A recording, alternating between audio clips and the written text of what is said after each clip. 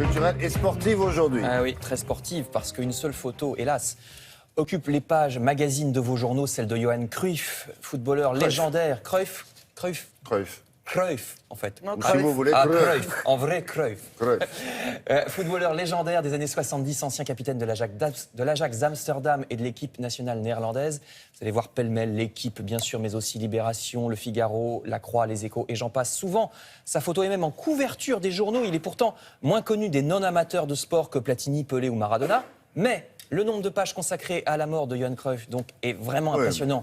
Parce que, et parfois 3-4 pages dans certains journaux, ça occupe la quasi-totalité des pages de fans de certains titres. On ne se rend pas compte, c'est la référence. Oui.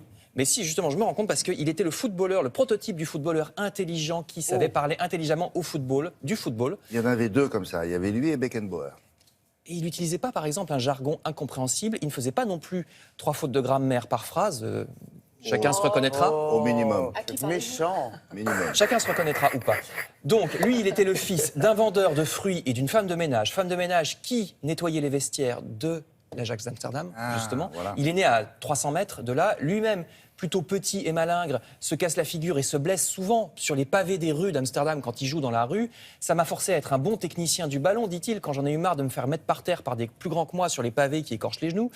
Plus tard, quand il est entraîneur, il emmène certains de ses joueurs à l'opéra. Pourquoi ? Pour observer la respiration des cantatrices, figurez-vous, et donc travailler sur la respiration des footballeurs. Très indépendant d'esprit dans ce monde, je cite Libération, où le footballeur est souvent folklorisé comme un abruti tout juste capable de faire ses lacets. Lui, la presse, qui n'avait pas forcément beaucoup d'imagination, l'avait baptisé le Hollandais volant, mais il était plus fort, bien plus fort, lui, pour les formules. Il disait notamment, jouer au football, c'est simple, sauf jouer au football simplement. Ça, c'est ce qu'il y a de plus difficile. Il avait un moment tout plaqué pour élever des cochons, nous précisent certains articles. Puis il était revenu au football. Il reste aussi un des rares joueurs à avoir imposé de porter le maillot d'une marque, mais les chaussures d'une autre marque, en négociant sec avec les deux marques en question, histoire de montrer qui est le patron et qu'il n'est pas un pantin dont on dispose. Il était aussi grand fumeur. Il est mort hier d'un cancer. Il avait 68 ans. Mais il fumait quand il était international. Ah, puis comme un pompier. Ah non, mais il n'arrêtait pas. Quand il à la mi-temps, il rentre au vestiaire.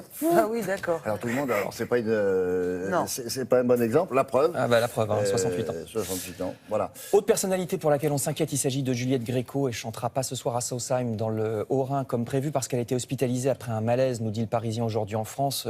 Peut-être un AVC, même survenu à Lyon. Elle est actuellement hospitalisée à Bron, près de Lyon, précise l'article. Elle subit même une petite opération, nous précise 20 minutes. Juliette Gréco qui se produit encore sur scène. Elle a fêté son 89e anniversaire au Théâtre de la Ville à Paris le 7 février. Enfin, je termine avec un héros de papier, celui-là. Si vous ne connaissez pas l'excellente bande dessinée Jérôme Bloch, courez acheter cette BD. Alors, rien à voir avec le romancier anglais du 19e qui a presque le même nom. Là, c'est un détective privé très pâteau et maladroit, mais très attachant, qui évolue dans le 18e arrondissement de Paris, entre son Solex, son ami curé, qui est aussi ancien boxeur, son épicier du coin. Série qui rencontre un grand succès depuis 30 ans, plus de 30 ans même, on est au 25e album. Ça vient de sortir, donc ce 25e album, ça s'appelle Aïna, article dans 20 minutes sur la BD Jérôme Bloch chez Dupuis. Merci beaucoup. On continue avec l'actualité des expositions et Béatrice Benoît-Gonin va vous parler maintenant d'une artiste portugaise que vous ne connaissez absolument pas. Alors vous direz, mais pourquoi est-ce qu'on en parle ? Parce qu'on nous a dit que c'était l'une des plus grandes artistes contemporaines portugaises et elle est connue dans le monde entier, sauf chez nous. Alors voilà, c'était le moment ou jamais. Numa casa portuguesa fica bem.